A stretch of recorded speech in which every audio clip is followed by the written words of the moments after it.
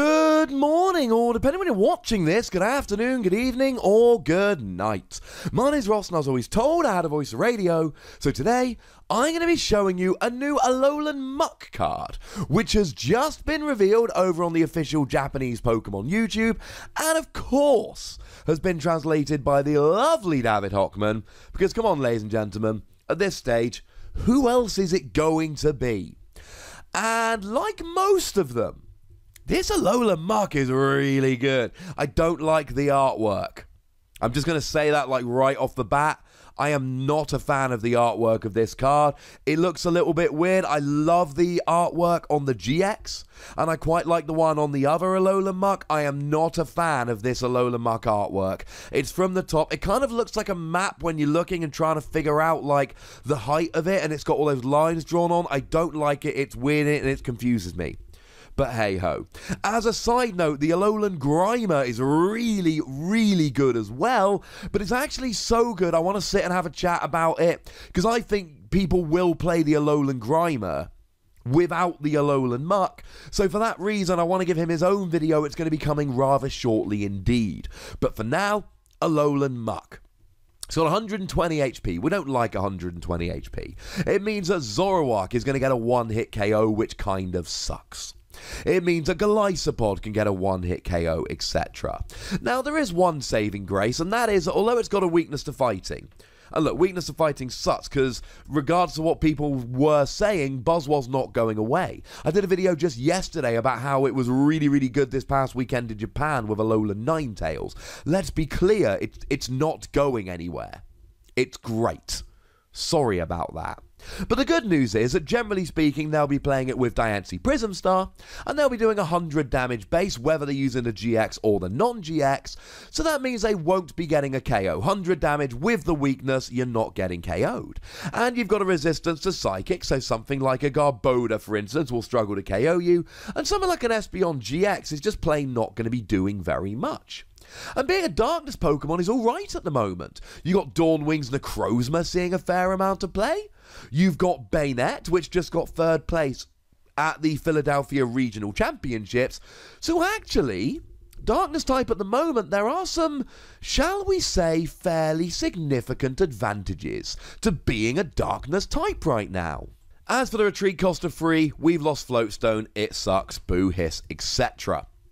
But right now, it's ability time. The ability is great.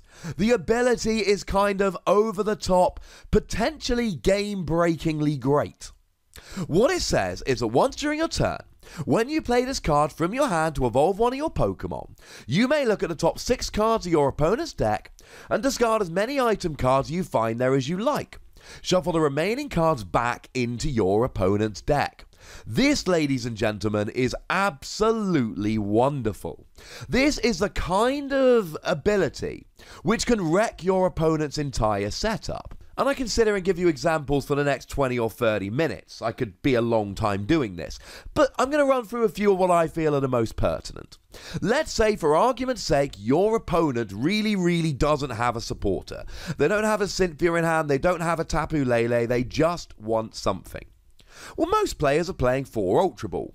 So if your opponent's in that situation, they don't have any supporters, they desperately want an Ultra Ball, that's going to be a pain. So what you do is you use this ability, and then you discard any Ultra Ball you find there, and now they don't have the Tapu Lele. Now, you are shuffling their deck afterwards, which means they might draw into it. But let's say, for argument's sake, they have got 2 Tapu Lele and 4 Ultra Ball in their deck.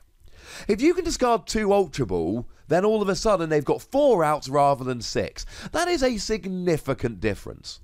How about something like a Buzzwole deck? You see, Buzzwole decks really rely on B-String. And the thing is, if you can discard their B-String, they're not going to be accelerating energy, they're going to be really slow. Let them search their deck for 2 basic energy and attach them to one of your Ultra Beasts, as long as their opponent has 3 or 4 prizes remaining. The thing is, generally it will be a couple of turns, so if you haven't taken prizes, you can evolve up into Alolan Muk, and then try and go after their B-String, and you can make sure you're doing this before they've had a chance to play them. That's kind of hilarious. How about Rare Candy? You see, there's decks around at the moment that aren't playing stage 1s. So especially we saw Alolan Ninetales Decidueye. I did a video about that. I will be doing a video about that soon. It's not actually gone up yet, I don't believe. And that deck played 0 Dartrix, because you can use Alolan Ninetales, and when you evolve up, you get to search your deck for any 2 item cards and put them into your hand. So because Alolan Ninetales makes it so easy to search for your rare candy, you don't need to worry about playing a stage 1. And look, you're only looking at the top 6 cards of their deck. The chances of hitting 4 rare candy are slim.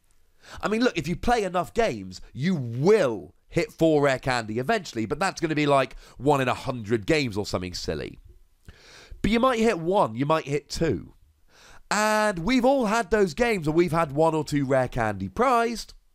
I mean, imagine you hit 2 rare candy and they've got 1 prize. They might still have a rare candy in their deck, but finding it's going to be very, very difficult, unless they are playing something like Alolan Ninetales. Or maybe they're playing 2 switching cards, you play this to get rid of both of their switch, and then all of a sudden you can play a Guzma to drag them in the active, and they're just unable to get out of the active. There are so many uses for this. I could keep going and going and going. Suffice to say, it's redonk. But it's not just disruption here. Let's say you're playing a Garbodor deck. Well, your Garbodor does 20 damage for each item card in your opponent's discard pile.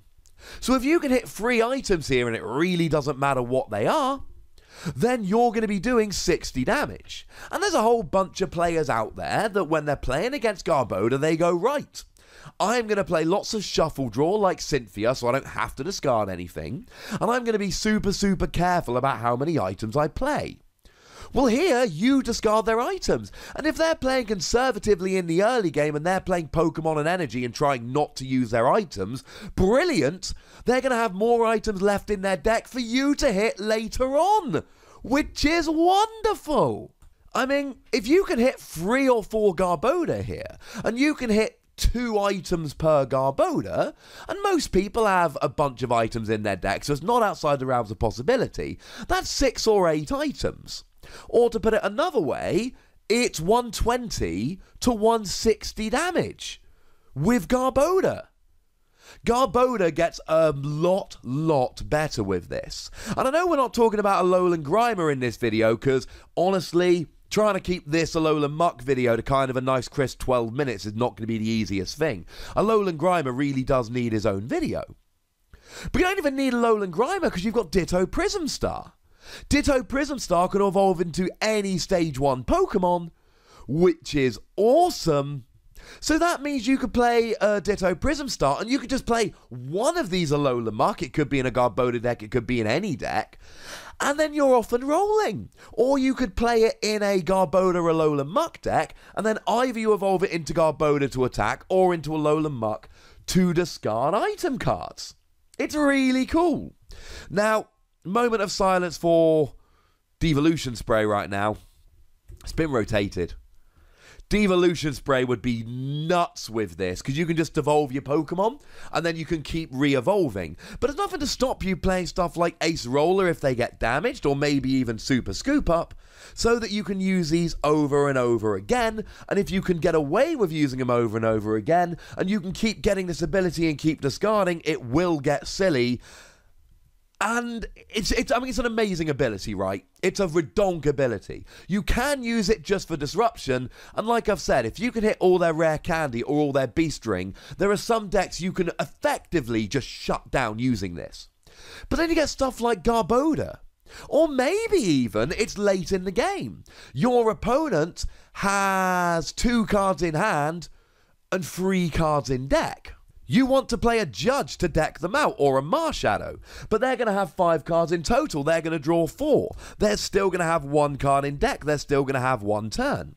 You play Alolan Muk, discard 1 or 2 item cards, then play that Judge. Your opponent has 0 cards in deck. They deck out. You can use this to try and deck your opponent out. You can use it to try and shut down their deck in the early game. You can use it for Garbodor. These are not the only uses for Alolan Muk. They are just some of them. Also, a couple other quick points while we're talking about this. Remember that if you're playing Alolan Muk anyway, this one, How about the ability locking Alolan Muk?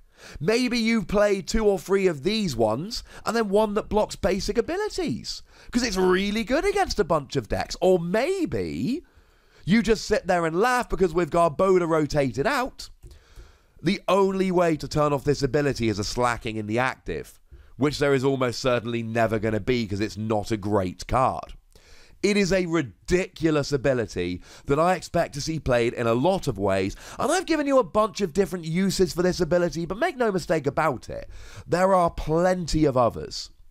Now, there is an attack on Alolan Muk, but honestly, I've just spent 10 minutes gushing over the ability. The attack is a bit meh. Darkness double colourless, 80 damage plus poison. I mean, look. If you whack a choice band on there, you will get a one-hit KO on Pokemon that are weak, like Dawnwing's Necrozma or Bayonet. And actually, if they're non-GXs, you'll get a straight KO on stuff like Lunala Prism Star that has 160 HP and is weak. Although Lunala GX has got 250 HP, even with choice band weakness poison, you're only putting them up to 230, and they will actually survive that. It's not a good attack. Don't worry your pretty little heads about it. But for the ability alone, I'm giving this 4 Wassies. And honestly, this could be a little bit misery of me. The fact that it combos with the old Alolan Muk is great. The fact that it can be a complete surprise with Ditto Prism Star is great. But I just see games being won with this card. Getting rid of all their rare candy. Decking them out, putting enough items in the discard that Garbodor can go nuts. And you know Garbodor Alolan Muk is going to become a deck. And they will use the ability locking one as well. I'm excited about Alolan Muk. So there we go. But I want to know if you're excited about Alolan Muk. So let me know in the comment section. Do go nuts, do be nice. Make sure you like this video, subscribe to this channel, follow me on Twitter at @TheWassie, and Twitch for some live action at twitch.tv/PTCGRadio. If you want to support the channel, get some bonus podcasts and all of that, head on over to patreon.com/PTCGRadio, where you can do just that. But by far the most important thing, as always, is to look after yourselves until next time. Thank you very much for watching. My name's Ross, and you've been watching PTCG Radio.